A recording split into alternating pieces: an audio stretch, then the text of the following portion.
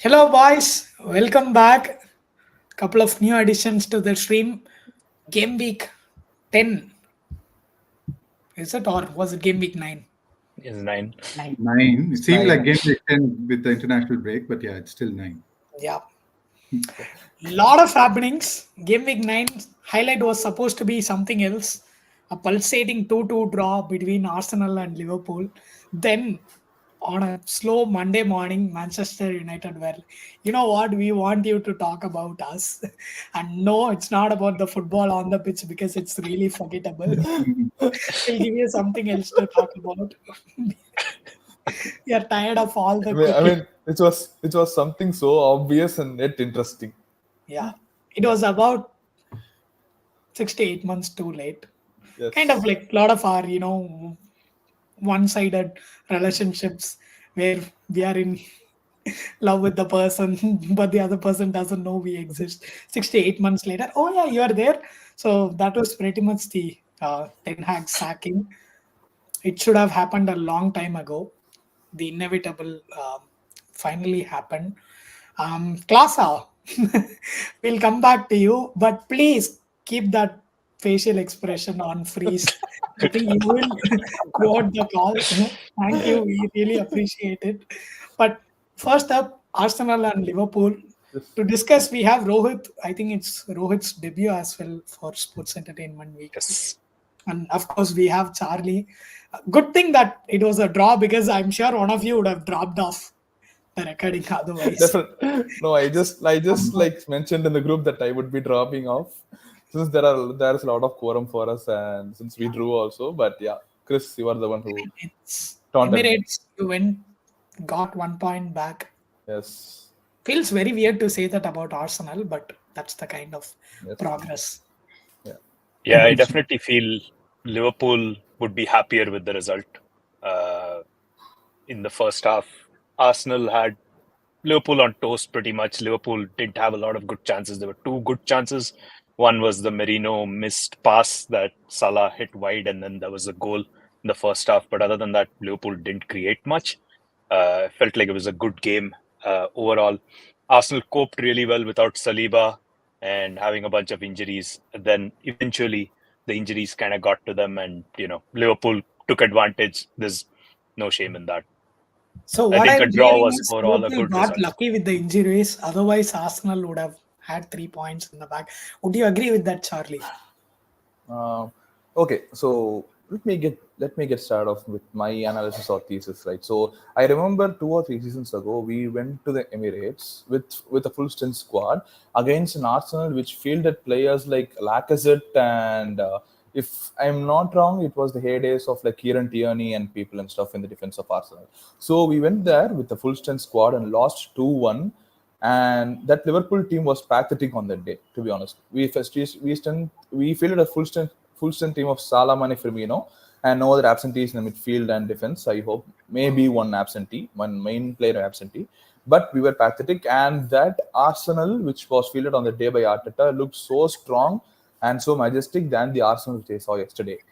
Frankly, due to the fact that in the first half, we seemed literally powerless. Okay, Arsenal seemed so powerful that we seemed powerless and we literally looked like our arms were cut off. But in the second half, like for a brief half an hour, I mean, literally it's half an hour. football. It's not Yeah, really I mean, ideal, but I think you can still manage with arms cut off, except for okay, throws. yeah, that's a nice quirk, Chris. But yeah, in the second half, so like from the 45th minute to 75th minute, even till the 80th minute, right? Arsenal looked so like unstable and so defenseless that we were literally like perusing through and playing with their midfield and defense, so that line breaking pass which Trent made to Nunes and then Salah hit a goal was pretty obvious. It was a matter of when and not an if that Salah goal.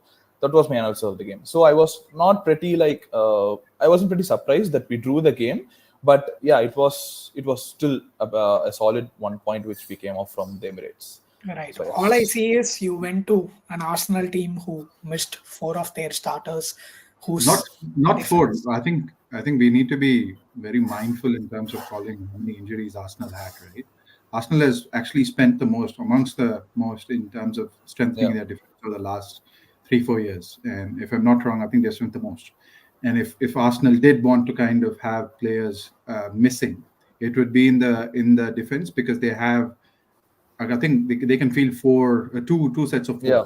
How strong they are. Calafiori, Gabriel, Defense their is main centre backs. Yeah. I don't think But the defensive line they played yesterday, 4 of them have never played together. Correct yeah. me if But Yeah, even though that's right. even though to be honest, even though Arsenal missed their two main important centre backs, Arsenal seemed to have the depth to cover both of those centre backs' strengths, and then they didn't look so powerless, even though they lost all of these Yeah. players that they could and in impact the fact, game. Yeah. Van Dijk did kind of allude to this in his post-match, right? That Liverpool had more people missing than Arsenal Yeah. did.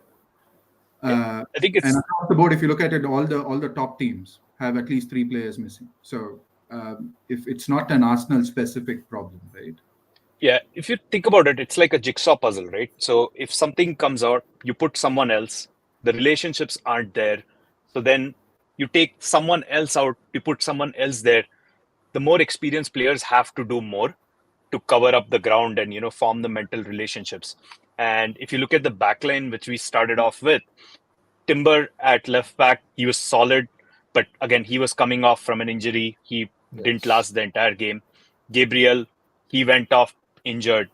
Ben White, shout out to him, he was magnificent. He was a super solid performance. Yeah, I mean, And Partey at right back, he's done it before, and he was also really good. But again, it's a makeshift thing, right? So if out of all these jigsaw puzzles, then the real leader in the backline usually is Gabriel. He's the loudest guy. He's like the one coordinating the actions. You take him off, you replace him with Kivior, who's generally not as good and low on confidence. And you put in Miles Lewis-Skelly, who's a 17-year-old. It was at that time, I agree, it was bound to happen. It's Salah, it's Trent, Nunez. It's one pass, 2 passes. That's it. You're through on goal. And that's exactly what happened. probably Given the the most circumstances. choreographed attack in the PL. I think Yeah. I think I mean, and they played together for years. So, I was not surprised. I think Gabriel going off was not even that crucial. I think Timber leaving the pitch was more crucial rather than Gabriel leaving, because as soon as Timber left, Salah had more space to run into. So Timber had a very decent second half.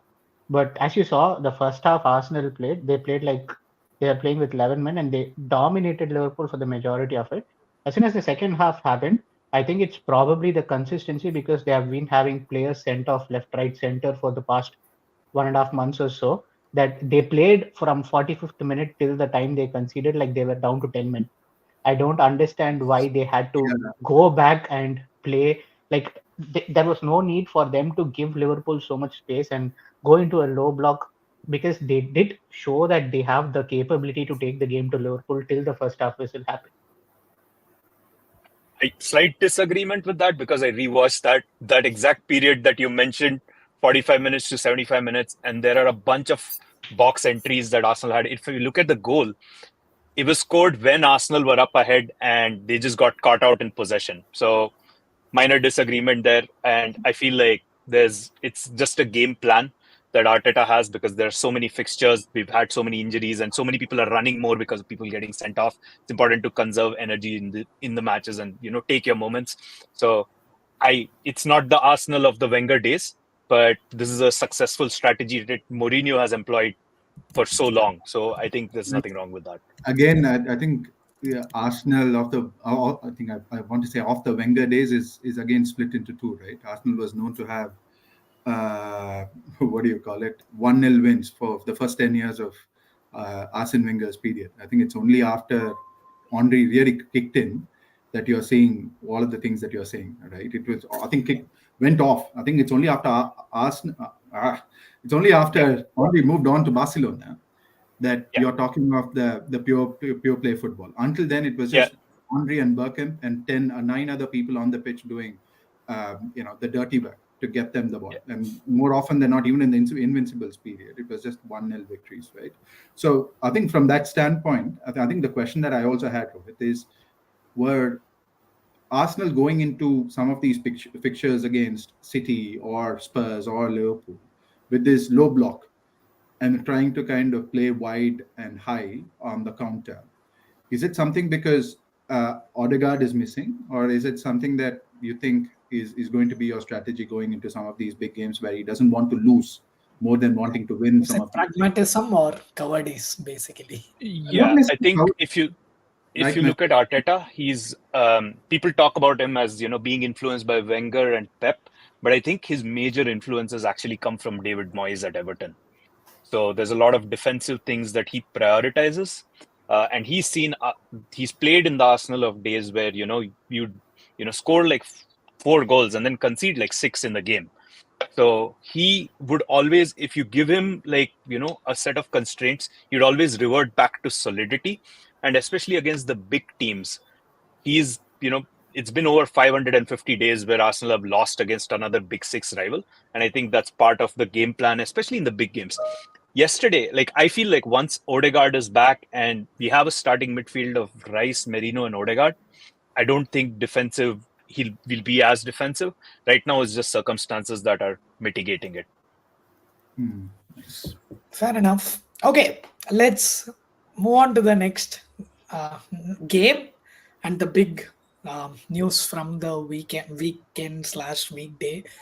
That's why we are all here. I think it's going to be 4-1. Actually, that's not good enough.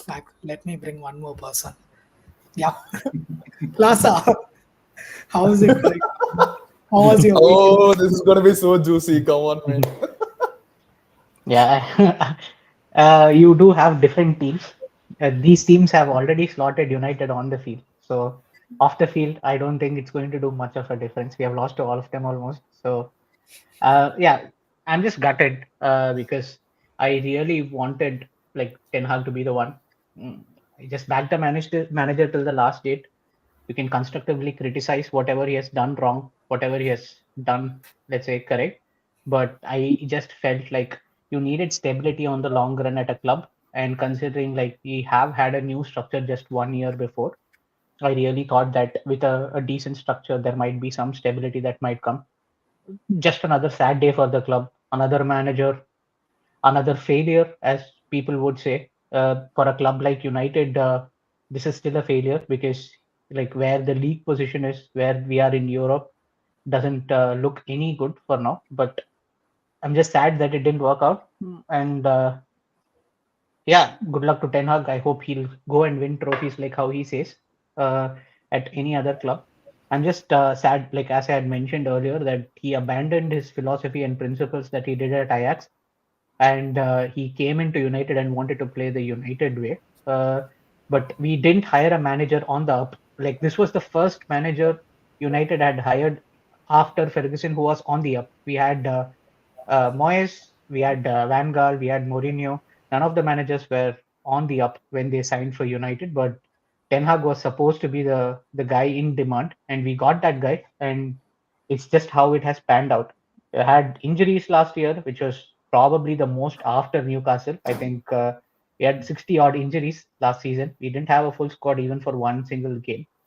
But yeah, if the system is in place, which it's been some time and he has not had a definitive set of play, he might say like he doesn't have the profiles for it. But yeah, you can constructively say like he signed so many players. It was his full team that we had right now for this season from the get-go. And you sign Manu Logate for 40 million and you don't play him in Premier League. Of course, okay, you need to adapt to the Premier League, but he just had a man of the match performance in Europe and he still didn't make the cut. And we had to go back to Christian Eriksen and Casemiro.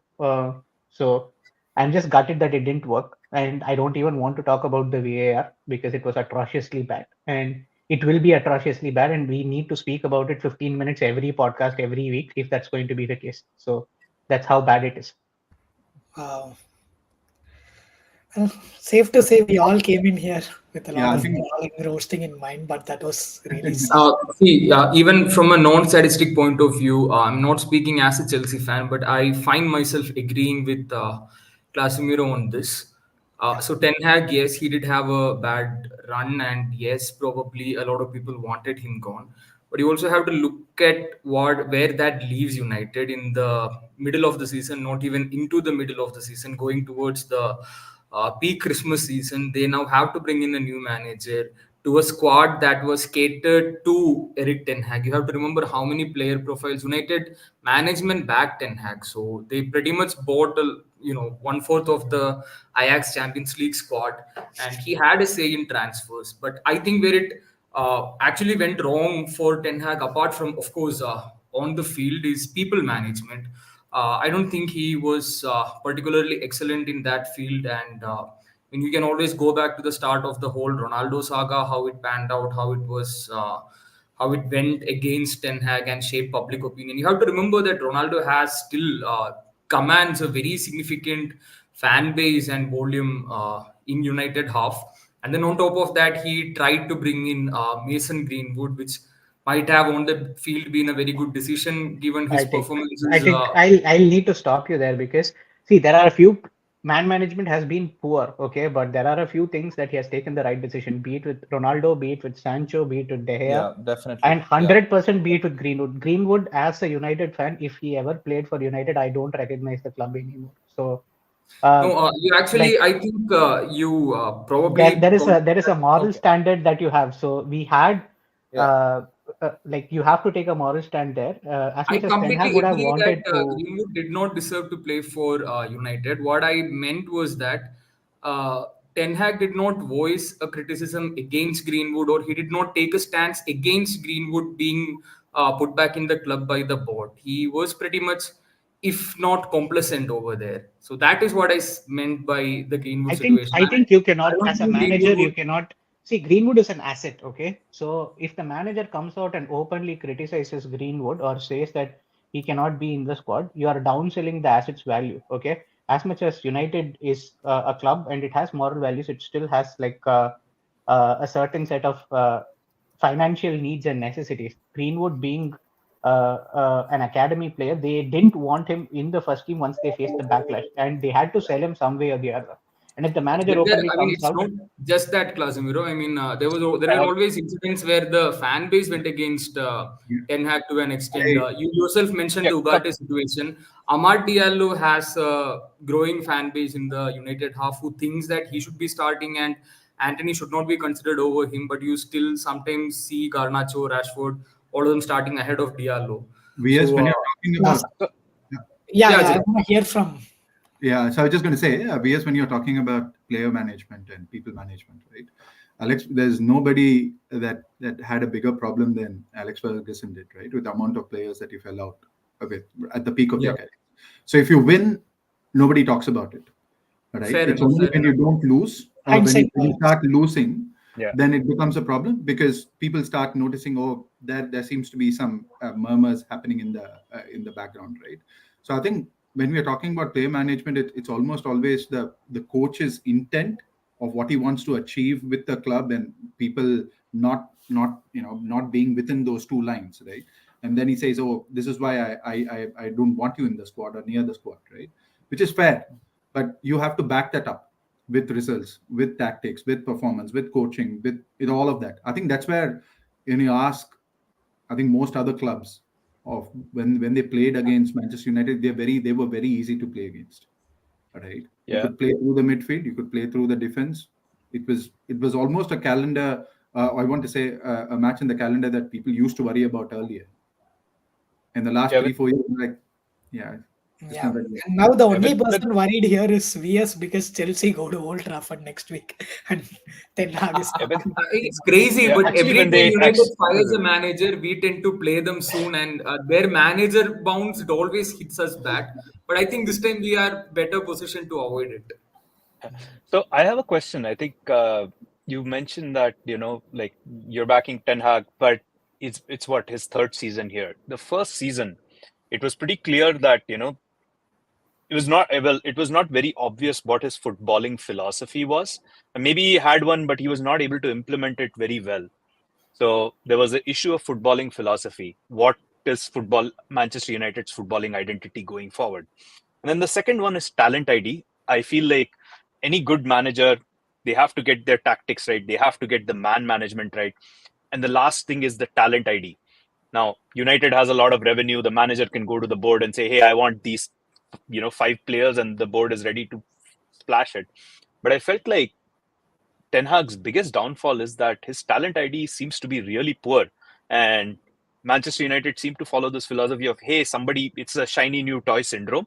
So I feel that's not sustainable. And now there are rumors that because of PSR rules, they might have to not get a permanent manager in and just have uh, like a temporary manager or something. So I think given in the context, I think it's really important to find the right manager next who checks all these boxes. And it's very hard. Like having a manager who's elite at all these things, who's able to get you United where you want to be, I think it's going to be a tough ask.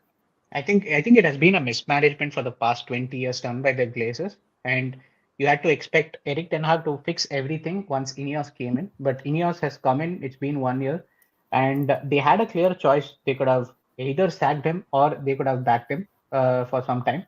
They have decided to sack him now, which is around game week 9. But again, Eric Ten Hag is at fault, partly here again to be blamed for the poor performances. And in Europe, of course, like it's been ages since I've even seen a win. So it's just like Ineos has to now fix it and fix it properly. So it's you cannot expect the manager to do everything here. The only gripe that I had was I couldn't see the coach that I saw at Ajax because he came in as a manager and he had to do the work of a manager till Ineos stepped in to the picture and they had the footballing people run the football stuff. So that's just the only gripe that I never got to see the manager who improved so many players at Ajax. And yeah, Matthijs de Ligt's curse still continues. He has never played for a manager more than a year. So I just hope next season we get a decent manager.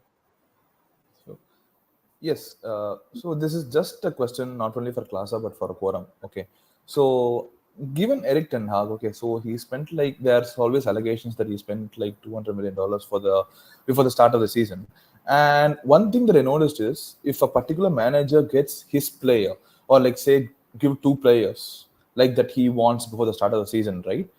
Going into the season, that manager will have so much confidence that he will prove by showing the results over the next course of the games. Okay, but one thing that I heard from my friends and even my own brother, who was an ardent fan of Manchester United, is Eric Ten Hag never had a display of that confidence in his face, even after like spending so much going into the games or even during the game.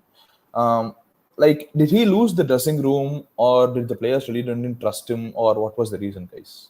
So, Klasa, anybody? What do you think? Like, Klasa? Yeah. Yeah, you go first, Ajay. You go first. Yeah, I only want to say that when you look at Ten Hag signings, right, it doesn't seem to have a pattern whatsoever. Right? You're saying Ten Hag bought his players, but what kind of players? He 1 minute he goes and buys a Casemiro or Casemiro. They would have been better off if they bought this guy. He is athletic, passionate about the club. A lot of things missing today there. I mean, what Ajay just said is something that we had discussed during our post-transfer reviews earlier this season and the one before that. We were talking about how United need a more of a number 8 profile, somebody who's a dictator in the midfield, somebody who sets the tempo, slows he would it have down. been good if he play had for Sandro Mason Tonali in the Mount. squad. So I think that gap was already there. I mean, Mount, as good a player as he is, was probably not exactly the profile that United needed the most at that point in time. Then comes the issue of the centre backs. I think it was pretty unfortunate that Euro got injured and out early on in the season. A lot of people have still forgotten that United have signed him, and based on the reviews, based on the scout reports that we have for reference, he's potentially an excellent signing. And injuries haven't been not that it would have made any difference. To be honest, he wouldn't have made any. He wouldn't have. Yeah, he would have just been seated in the bench. Ten Hag would have tried him for a couple of games and said, "Oh, you know what? I don't want this. Let's go back to Maguire and Evans." Yeah, Martinez. Yeah. But the thing is, see, the biggest gripe that I have is when in the second season, after finishing third in Champions League position, all you had to do is you had to get a decent scorer.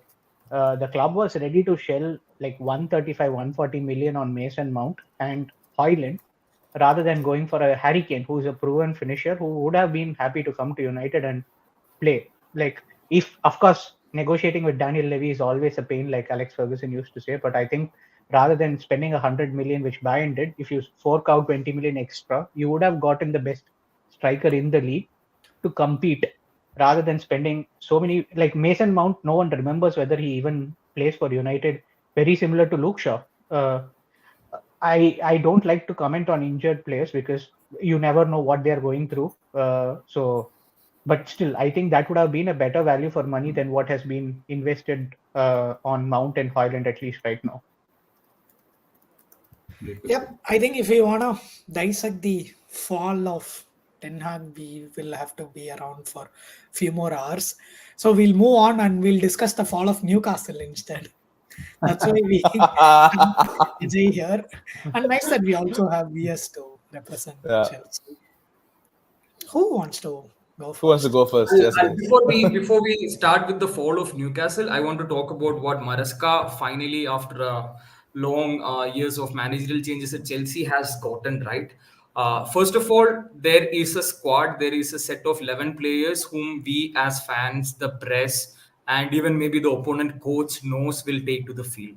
So in the last 3 years, we were the team in PL that made the most number of changes to the starting 11. And one key statistic is that Chelsea is the only squad so far in PL to have come this far, like 11, so many matches into the season, having never played somebody about 26, 27 years old. The oldest player on the pitch is 26-year-old Robert Sanchez. So that talks a lot about the youth in the squad and manager implementing a structure. So with that said, I want to point at the flexibility that Enzo Maresca has shown. So he typically goes with the typical 4-2-3-1 lineup with Palmer through the middle, Madueke on the right, and either one of Neto or Sancho, depending on whoever is performing better at that point in time, on the left.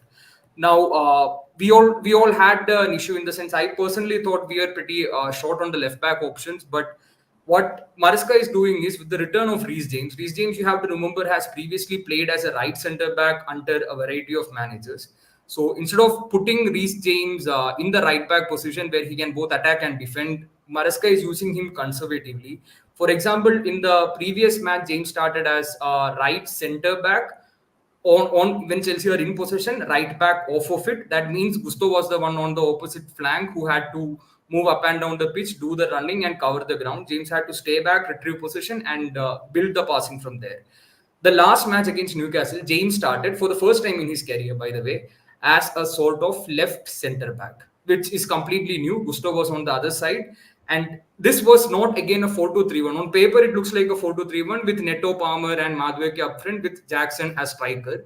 But it was more of something that we had seen Conte use at Chelsea. It was more of a 3-4-3 in the sense James was tucking in towards the defense. And Pedro Neto, excellent player, fast. He has work ethic like nobody. He was doing the role of a left wing back. The Marcos Alonso role. Not with that level of swagger, I would say. He was good at left wing back, and he made the assist, and he was excellent throughout the match. So Maresca, while sticking to a system and while having figured out a favored starting 11, is flexible enough to rotate Sancho for Neto or the other way when one of them is playing better. He also has made a very key decision in benching PL's potentially most expensive player ever onto the bench, because Lavi and Caicedo, they are a better engine than when Enzo comes into play. And this was something I used to keep calling out all through the last season, wherein Enzo is a good player, but he plays his own song and he doesn't participate in the melody. That's not football, bro. You have to play to the team. And Maresca has set things right at Chelsea, and I really, really hope that he will be here and he has got the foundations right. He needs to build on it. Yeah, I think a couple of things to add on, VS. I think one, when you're talking about why he did the switch of James to the other side, it is again tactical in the sense that he wanted Jackson to occupy Burns. He knew that Shire will come and then mark Palmer, because we have been going man to man across all of the big teams, right? It's paid off well in games like City earlier. So he knew that this is the, I want to say, the blueprint with which we would play. That then means that you will have to attack one of the fullbacks. Livramento, with his recovery pace and his ability to kind of be comfortable on the ball. Livramento is our charging fullback. Hall kind of plays these long balls, right? So he wanted to then attack Hall because he wanted to kind of almost stifle us on that side. And that's why what had happened was Madueke then occupied Hall, and then you had overlaps from Gusto, because he has more engine in him, right? So it's again tactical to the extent where he understands all. I think the way Chelsea have played is to kind of give as much room as possible for Palmer. So that's why you have two people seated at the bottom, and you have three players at the top who almost kind of stretch all of the attention away from Palmer. So Palmer has more space at the center circle. If you look at Palmer's positioning for most of yesterday's game and this season, he's all in and around the center circle, where he's asking him to kind of get the ball, spin, pass. And the best thing about Palmer that I noticed he has the game plan in his head. I mean, I think he has so much RAM memory left in his brain, because not much else is going on over there. Because he knows the next action that he has to take even before he receives the ball. If you see his first touches, he's not dribbling too much to beat a player. He's not pulling off any tricks. It's just a deft touch in the correct direction, and he's on the move. I really admire that quality about Palmer. And 100%. Ajay's observation was spot on. I think Fabian Schär, who is one of Premier League's, has been one of the most underrated centre back of the last 5 years. Although he had a pretty decent game by his standards, in the sense his passing was still on point as always, that Jackson Palmer interchange really messed up Newcastle's defensive line. So Maresca got things right. And as for Newcastle, first of all, last season injuries did them really, really wrong. Secondly, Eddie Howe is a manager who has proven it in a PL, but he has never been given the targets that the Newcastle board has potentially set at Newcastle. He has always managed Bournemouth and other clubs to an extent where survival with a comfortable margin was always the intent. Now, I'm not necessarily saying that he's not cut out to manage a club who is as aspirational as Newcastle, but there could be a ceiling problem. And then certainly there are a few players who are kind of off the form. We've seen Guimaraes play much to a much better level than what he is doing currently. Alexander Isak, again, although he scored the other day, he might have had a couple more if he applies himself. And the rest of the squad, you also have to remember, is kind of young. So apart from Schär, Pope, I mean, they have the foundation. Nick Pope is an excellent goalkeeper. There's no denying that. I mean, Nick Pope You were a say Chelsea. that, but we have one of the oldest squads in the league, right? Because our recruitment has been that way, where we have gotten and that is where the disconnect comes. So either in Newcastle it is really young. So Louis Hall is not a player with one full season of PL under him. And then again you have Livramento, who is up and coming. There is Anthony Gordon. So there are no players in that sweet range of not many in that 27 to 30 range. It's either there or here. So I mean, the project is right. The template is there. There is hope. But I think the competition for the places which Newcastle usually vie for has increased, and they might be left behind temporarily.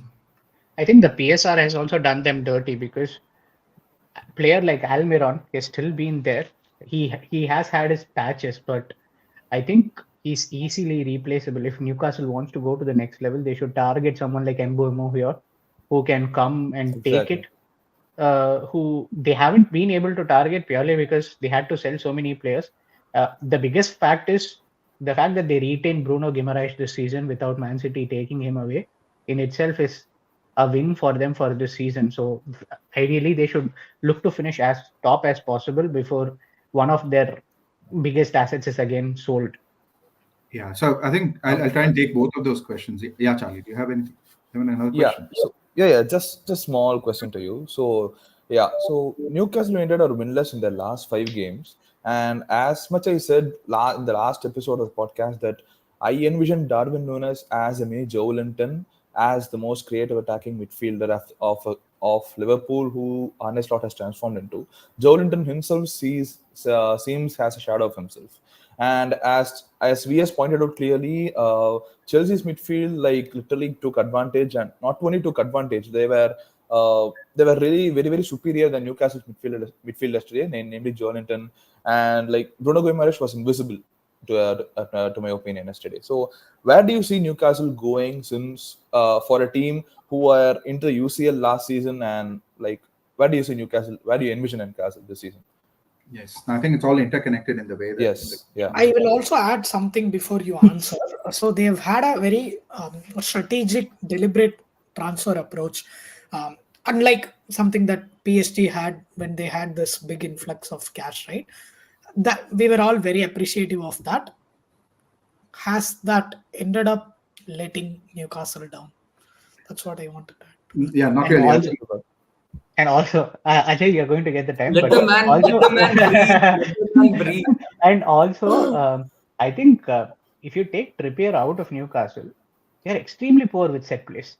Like pathetic. They make United look like a good set piece team.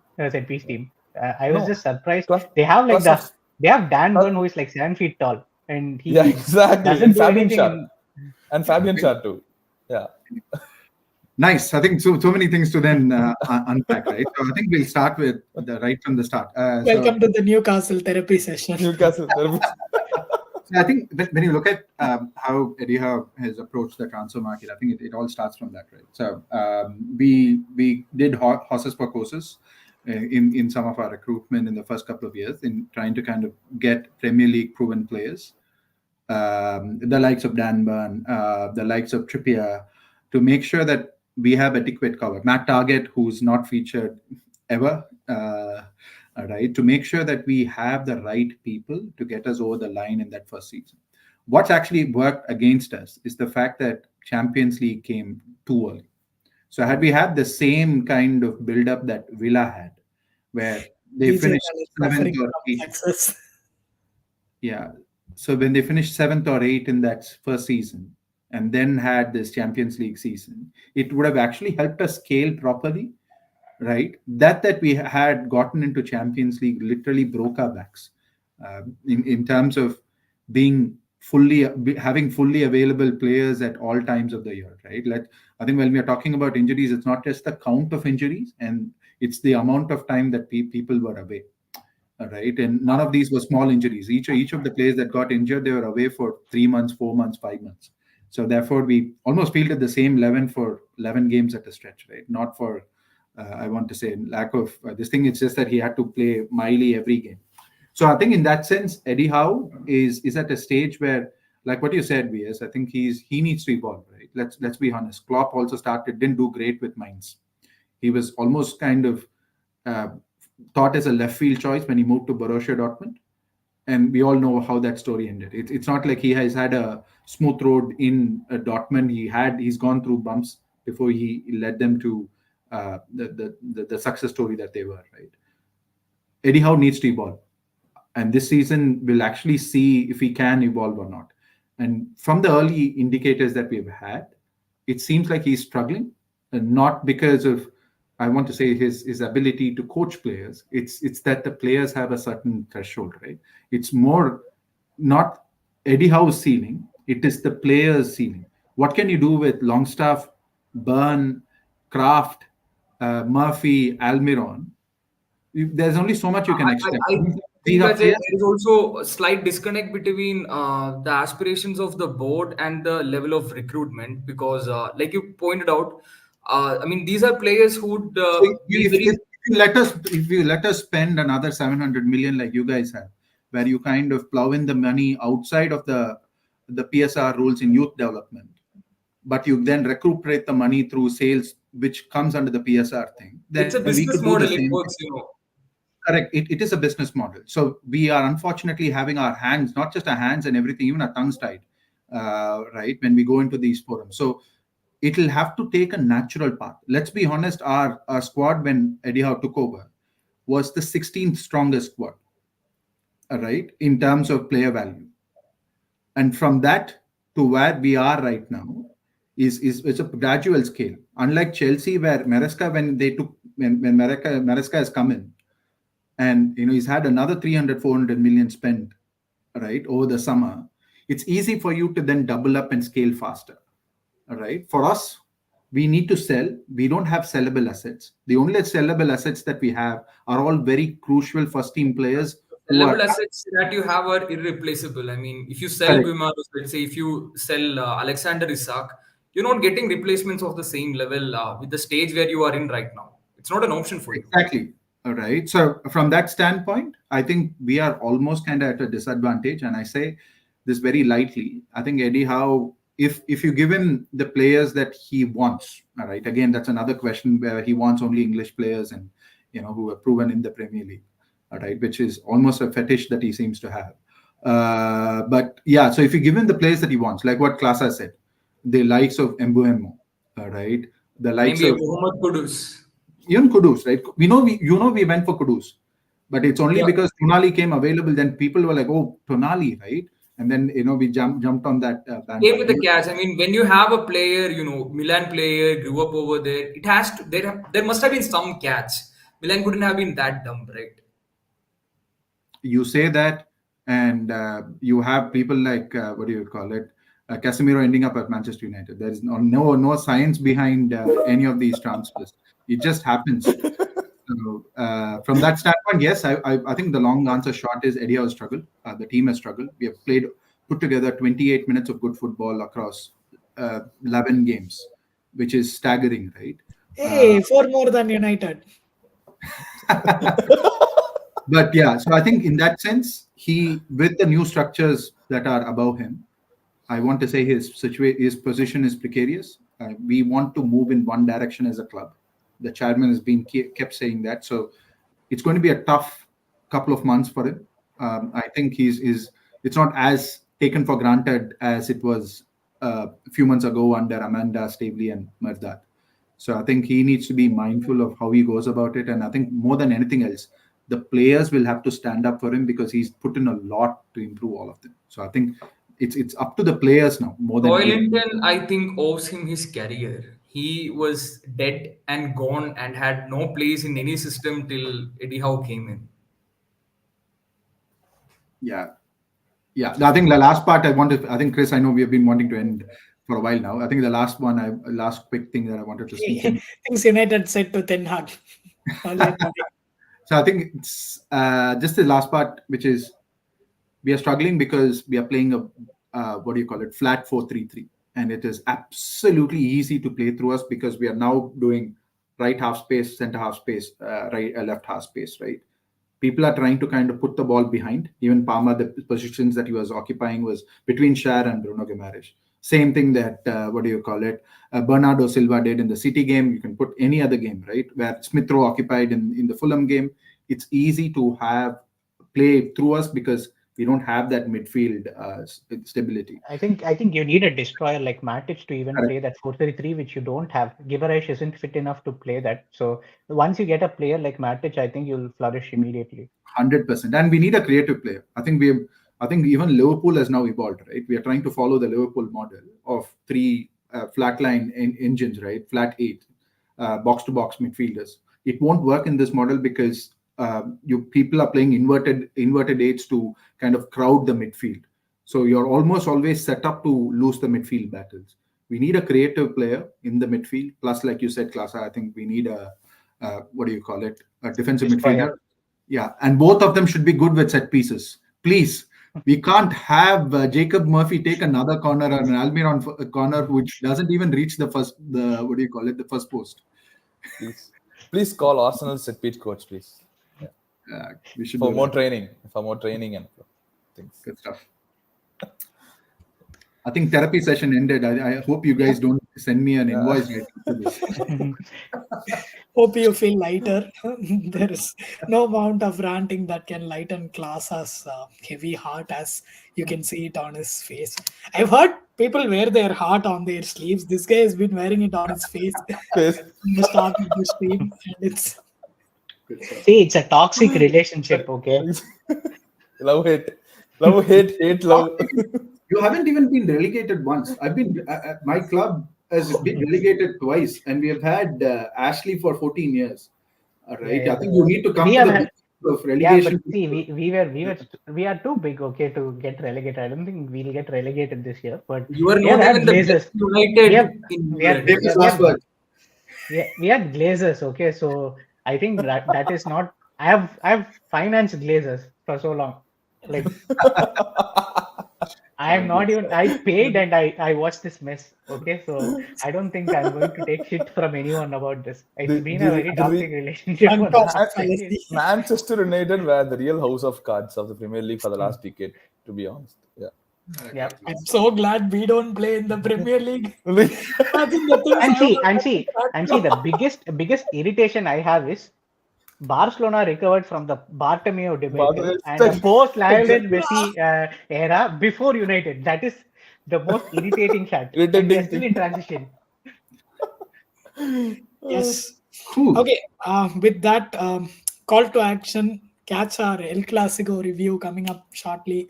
Thank you, folks, for watching this. Thank you, Ajay, for joining us for the first time, and our other usual suspects. Life. Good night, folks. Everybody is smiling except Klasa. Cool. So we stay on? Live pause.